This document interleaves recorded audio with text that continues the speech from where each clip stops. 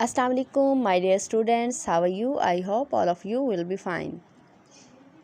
Welcome to my channel Poly Subject Lecture.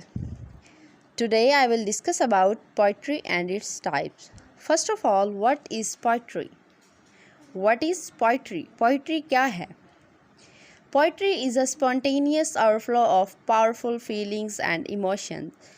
जो poetry है वो हमारी स्पॉन्टेनियस आज ख़ुद हमारी पावरफुल फीलिंग्स और इमोशंस हैं।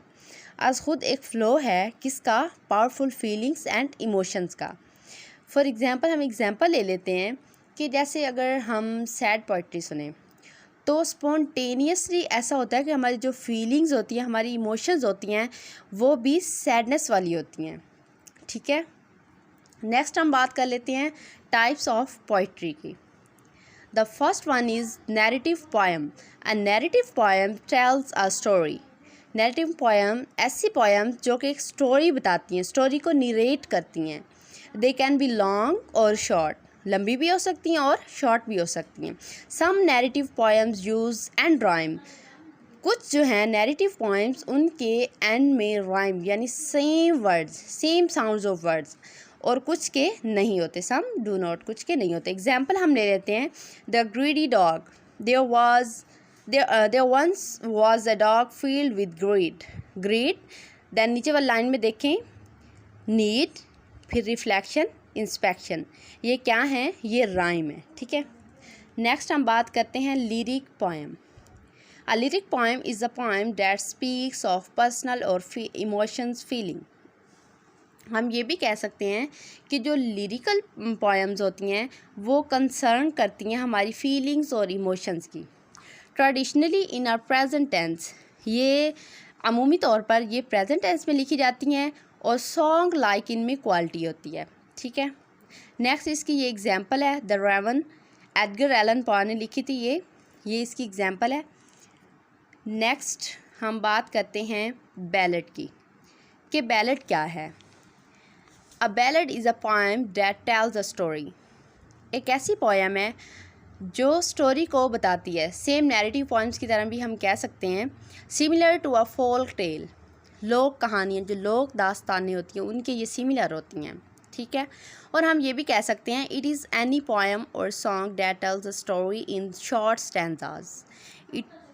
It was a song or collection of songs sung from village to village, हम ये भी कह सकते हैं। To the accompaniment of a harp, यानी जो गाने के साथ जो साज होता है, जो सारंगी होती है, जो एक बीन होता है, ठीक है, उसमें ये उस रिदम में ये गाई जाती है।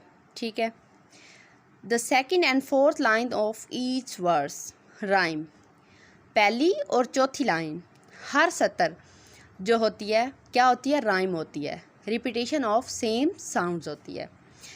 ये जो है आइएम्बिक हेप्टामीटर में लिखी जाती है। ठीक है, आइएम्बिक हेप्टामीटर में यानी 7 सेट्स ऑफ अनस्ट्रेस और स्ट्रेस साइलेबल पर सेकंड इन सेट्स ऑफ 4। ठीक है, नेक्स्ट हम बात करते हैं blank verse. Blank verse poetry कौन सी पोइट्री होती है? ऐसी poetry the poetry that is written in lines of iambic pentameter.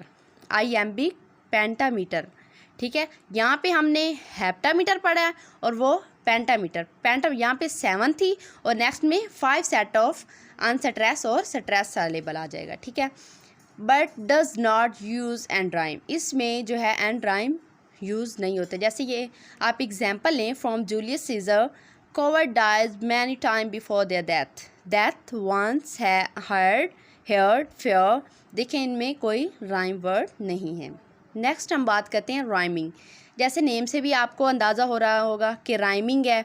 A rhyming poem is a verse poems that containing rhyming word. Rhyming word जैसे सिमिलर वर्ड्स होते हैं, एक जैसे वर्ड्स जो रिपीटेशन ऑफ सेम वर्ड्स होते हैं। ठीक है, सेम साउंड्स होती हैं इनमें at the end of certain line. Example हम ले लेते हैं night time, Lee Bennett Hopkins की है। How do dreams know when to creep, creep आ गया, फिर एंड में क्या आ जाता है? Into my head when I fall off to sleep. Creep and sleep ये क्या है? ये राइमिंग वर्ड्स हैं। ठीक है स्टूडेंट, नेक्स्ट हम बात करते हैं हाइकू पोएम की। Haiku is an ancient form of poetry. Poetry की एक कदीम शक्ल है डेट कम्स फ्रॉम जापान, जो कि जापान से आई। These 3 lines poem deals with nature and feeling about the natural world. ऐसी पोएम जो 3 लाइन्स पर मुश्तमिल होती है, जो कि कंसर्न होती है किसके साथ, नेचर के साथ और नेचुरल वर्ल्ड के साथ। Each line of haiku is not a complete sentence. Her line जो हाइकू की होती है, ये हाइकू पोएम की जो होती है, ये कंप्लीट सेंटेंस नहीं रखती, but is a simple phrase. Just एक सिंपल फ्रेज़ होता है। फ्रेज़ क्या होता है? A group of words which give incomplete meaning of a sentence, जो सेंटेंस का इनकम्प्लीट मीनिंग देते हैं। ठीक है, इसके हम सीक्वेंस देख लेते हैं कि किस तरह है। लाइन फर्स्ट में 5 साइलेबल्स होते हैं, ठीक है, सेकंड में 7 साइलेबल्स होते हैं और 5 में और थर्ड में 5 साइलेबल्स होते हैं। ठीक है, फिर हम ये एग्जांपल देख लेते हैं। Humming bird, waves and mountain. ठीक है, इसी तरह आप काउंट करके भी देख सकते हैं। नंबर ऑफ़ बीट्स पे ये डिपेंड करता है कि कितने इसमें साइलेबल्स हैं, साइलेबल के हिसाब से। साइलेबल किसे कहते हैं? A part of word.